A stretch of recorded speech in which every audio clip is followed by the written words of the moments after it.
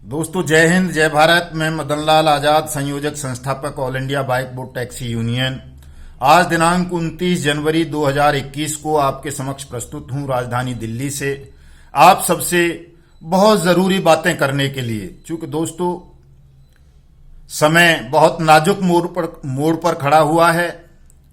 और अब बर्दाश्त नहीं होता कि जिस तरह से हमारे देश के 2 लाख से ज्यादा सैनिकों को और करोड़ों नागरिकों को योजनाबद्ध तरीके से प्रधानमंत्री के नाम पर, प्रधानमंत्री की स्कीम्स के नाम पर ठगा गया, अलग अलग कंपनियां बनाकर बारी बारी से। और न केवल उनकी मेहनत की कमाई को ठगा गया, बल्कि 2 लाख से ज्यादा सैनिकों के खून को, उनके जिंदा शरीर से खून निकालकर विदेशों में बेच दिया गया। लेकिन इस देश की बेशर्म सरकार ने हजारों पत्रों के बाद, हजारों ज्ञापनों के बाद, दिल्ली हाई कोर्ट और सुप्रीम कोर्ट के निर्देशन के बावजूद bike boat taxi scam, hello taxi, top ride, Radha Madhav corporation limited, blue fox motion, catchy pixel, science city, future maker, via India, street hawks, mushroom India, हमारा वाहन, हमारी सवारी, गो राइड, गो वे, गो बाइक इत्यादि इत्यादि तमाम ठगी प्रकरणों की फाइलों को दबा लिया। और ये कोई भी स्कैम न सीबीआई के हवाले किया, न अनियमित जमा योजना पाबंदी कानून 2019 के रूल्स को नोटिफाइड किया, न किसी भी ठगी पीड़ित का एक नया पैसा ठगों से वापस करवाया। मैं समझता हूं ये देश के प्रति सीधे सीधे गद्दारी थी, ठगों की और ठगों को बचाने वाले सरकार में बैठे हुए उनके आकाओं की। यदि ये देश की सरकार जरा सी भी शर्मिंदगी महसूस करती, देश के प्रति वफादार होती, तो कम से कम bike boat, hello taxi, top ride scam को सीबीआई के हवाले अवश्य कर देती। चूंकि इन तीनों स्कैम्स में हमारे देश के सीमाओं के रक्षकों को, हमारे देश के 2 लाख से ज्यादा सैनिकों को ठगा गया, उनके खून को निकालकर विदेशी बाजारों में बेचा गया। लेकिन ये मोदी सरकार कान में रुई ठूंसकर मौन हो गई और उन तमाम ठगों को बचाने का प्रयास करती रही, जिन ठगों ने बारी बारी से देश के सैनिकों को, किसानों को, मजदूरों को और अन्य लोगों को लूटा, ठगा। मोदी कैबिनेट में बैठा हुआ मंत्री नितिन गडकरी, आठवाले और तमाम लोग जिन्होंने बाइक बोट टैक्सी स्कैम की ठग योजनाओं को प्रमोट किया, हेलो टैक्सी, टॉप राइड जैसी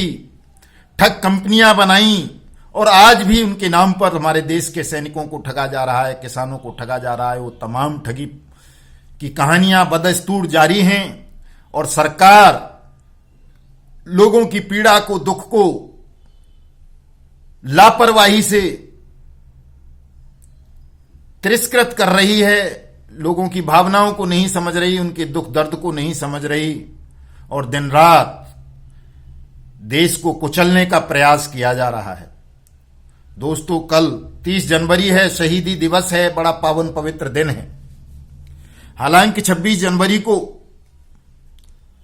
जो षड्यंत्र सरकार में बैठे हुए अडानी और अंबानी के दल्लों ने रचा, देश के किसान आंदोलन को बदनाम करने के लिए, देश के तमाम आंदोलनों को खत्म करने के लिए, देश के तमाम सच्चे देशभक्तों का सर कुचलने के लिए, एक आतंकवादी के मार्फत सरकार ने जो षड्यंत्र रचा, लाल किले की प्राचीर पर जो दुष्कृत्य किया, आंदोलनों को बदनाम करने के लिए, देश के सच्चे भक्तों के मोरल को डाउन करने के लिए, वो बड़ा घृणित षड्यंत्र था। क्रोध आता है, अफसोस होता है, दुख होता है कि ये बदमाश लोग जो आज सत्ता में बैठे हुए हैं, ये कितने गद्दार हैं, किस तरह से ये देश के प्राचीन स्मारकों का इस्तेमाल कर सकते हैं, देश की भावनाओं से जुड़े प्रतीकों का दुरुपयोग कर सकते हैं, और किसी एक सच्चे आंदोलन को बर्बाद करने के लिए, अपने आकाओं को, अडानी और अंबानी को बढ़ावा देने के लिए, काले कृषि कानूनों को बरकरार रखने के लिए, इस तरह से सत्ता में बैठे हुए लोग कानून की वर्दी पहने हुए लोगों का दुरुपयोग करके, कानून का दुरुपयोग करके आतंकवादियों के मार्फत इस तरह के घृणित षड्यंत्र रचेंगे और अपने दोस्तों के द्वारा लाल किले पर तिरंगे का अपमान करवा करके बदनाम देश के किसान नेताओं को करेंगे। देश के किसान नेताओं पर राष्ट्रीय सुरक्षा कानून के तहत केस दर्ज कर देना, उन तमाम लोगों को देशद्रोही साबित कर देना, घोषित कर देना, अपने गुंडे दल्ले और माफियाओं के मार्फत किसान आंदोलन को कुचलने के लिए गाजीपुर, टीकरी, सिंधु बॉर्डर पर आंदोलनकारी किसानों पर हमले का प्रयास करना, ये अपने आप में बहुत घिनौनी हरकत है सत्ता में बैठे हुए लोगों की और अडानी और अंबानी के दल्लों की। दोस्तों, आज लड़ाई देश को बचाने की है।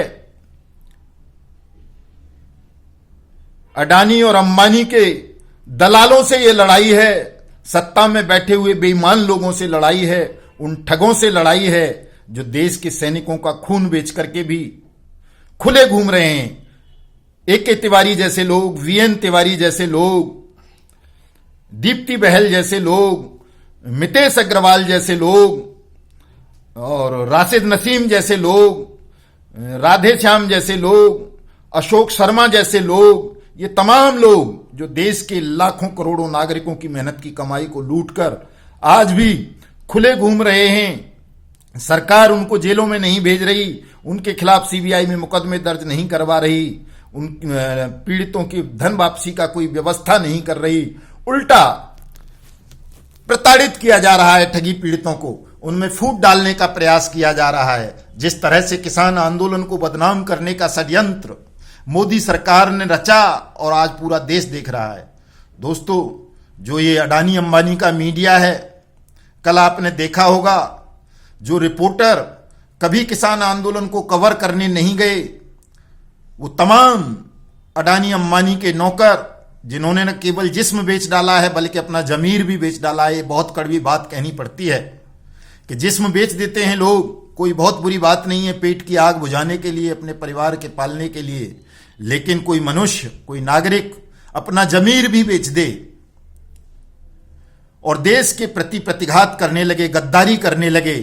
वर्दी पहनकर या कोई मीडिया का माइक हाथ में लेकर और बचाने लगे सत्ता में बैठे हुए गद्दारों को, देश में बैठे हुए गद्दारों को, और कुचलने का षड्यंत्र रचने लगे देश के अन्नदाताओं को, किसान आंदोलन को। ये बड़े शर्म की, अफसोस की और दुख की बात है। दोस्तों, अब तमाम देश को भयमुक्त होकर के ये जो लड़ाई अब टिकैत बनाम डकैत बन गई है, ठग बनाम all India bike board taxi union बन गई है। इस लड़ाई को जीतना है तो तमाम लोग माया, ममता, मोह, तमाम चीजों का त्याग करके घरों से निकलो और सब लोग एकजुट हो जाओ इस बेईमान सिस्टम और ठग साम्राज्य के खिलाफ। और जो लोग ये दहाड़ रहे हैं, जो चीख रहे हैं कि कहीं भी देश भर में कोई आंदोलन नहीं चलने दिया जाएगा, 24 घंटे के अंदर अंदर तमाम तंबू और टेंट उखाड़ दिए जाएंगे, आंदोलनकारियों को,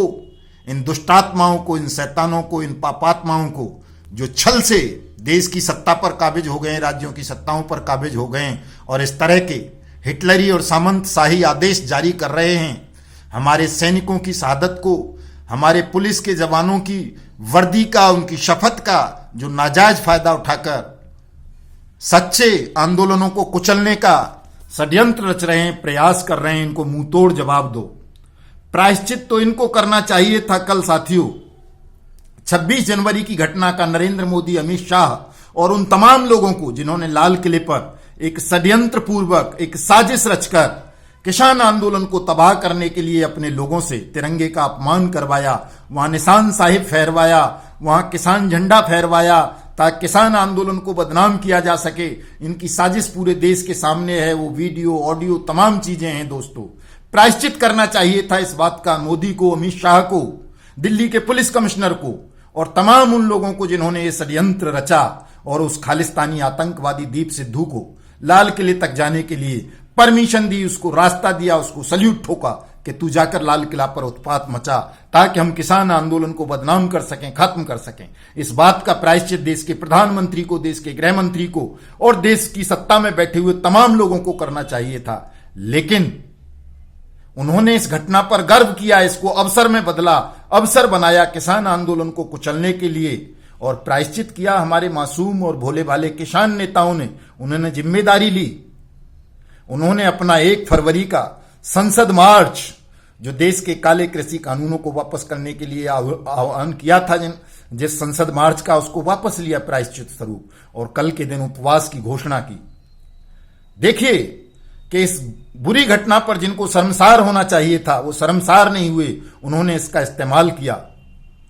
किसान आंदोलन को कुचलने के लिए, और प्रायश्चित उन मासूम भोले भाले और निर्दोष किसान नेताओं को करना पड़ा जिनका इस अपराध में कोई हाथ नहीं था, कोई लेना देना नहीं था। तो दोस्तों, अब प्रायश्चित का समय नहीं है, अब संघर्ष का समय है, अब सत्याग्रह का समय है। सत्याग्रह में वो शक्ति है कि वो बड़े बड़े साम्राज्यों को और तानाशाहों को उखाड़ फेंकती है। आ जाओ तमाम साथी और सत्य के मार्ग से इस अपनी न्यायपूर्ण मांग को मनवाओ। काले कृषि कानूनों की वापसी के साथ साथ एमएसपी पर गारंटी कानून और अनियमित जमा योजना पाबंदी कानून 2019 के रूल्स को नोटिफाइड कराने के लिए तमाम लोग घरों से बाहर निकलो, इसे संयुक्त आंदोलन बना दो। एक इतना जबरदस्त आंदोलन, राष्ट्रव्यापी आंदोलन आरंभ कर दो इस ठग साम्राज्य और बेईमान सिस्टम के खिलाफ कि ये कांप उठें। और अगर ये प्रायश्चित ना करें 24 घंटे के अंदर अंदर लाल किले के षड्यंत्र पर नरेंद्र मोदी और अमित शाह, तो इस सत्ता को उखाड़ फेंकने का संकल्प ले लो। जय हिंद, जय भारत।